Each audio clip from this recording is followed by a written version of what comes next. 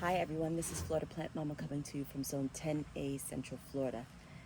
Today we're going to talk all about Echinacea.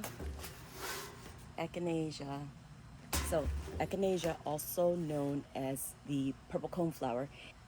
Echinacea is our July featured medicinal plant of the month. Today I'm referencing two books. I've got Rosemary Gladstar's Medicinal Herbs, a Beginner's Guide, which is excellent by the way, and I have The Herbal Apothecary, okay? And this one is by J.J. Purcell. I'm going to read primarily from these books as our so that you can get an idea of how these books read and how easy it is to start your own apothecary today.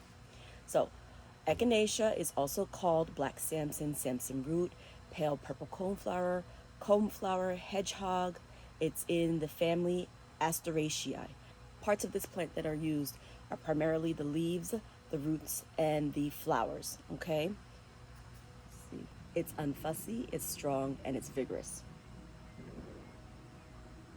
It loves full sun and warm weather, and it can tolerate very hot climates. Its key constituents include polysaccharides, caffeic acid, echinacea, sesquiterpenes, tannins, linoleic acid, beta-carotene, and vitamin C.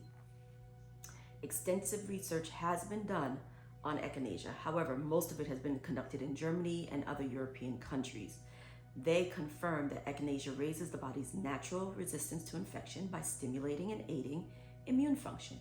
It works in part by increasing macrophage and T-cell activity, the body's first line of defense against foreign antigens. It's also rich in polysaccharides, which help protect cells against invasion by viruses and bacteria. It has antifungal and antibacterial properties.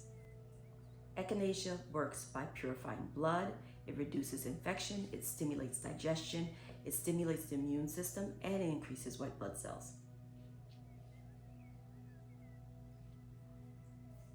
Echinacea is at its best if used at the first sign of illness, typically consumed as a tincture.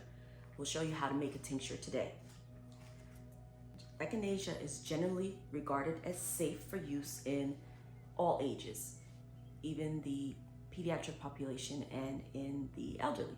As always, before using any of the medicinal herbs featured in my monthly videos, please consult with your medical provider before use. And just note that some people do have allergies to Echinacea. So if you notice that your eyes get itchy or your ears get itchy or you get runny nose or scratchy throat or any of the other signs of allergy while using it, stop it immediately. Echinacea should also be avoided in those suffering from leukemia as it does affect the white blood cells, okay?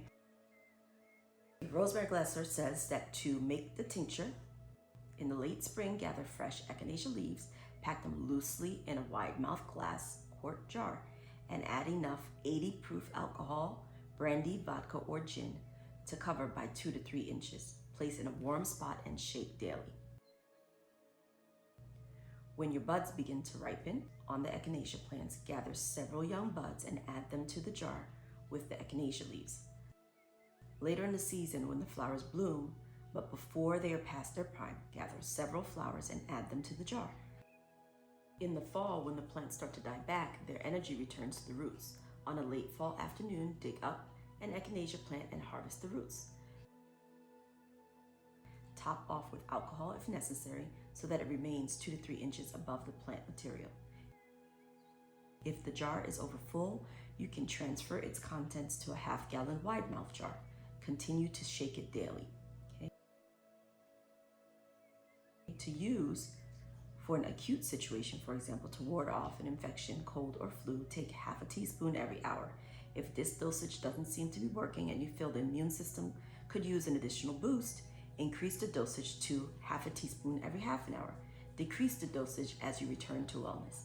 To treat a chronic infection with Echinacea, take 1/4 to 1/2 teaspoon 2 or 3 times daily for 2 weeks. Discontinue for 1 to 2 weeks, then repeat the cycle as needed.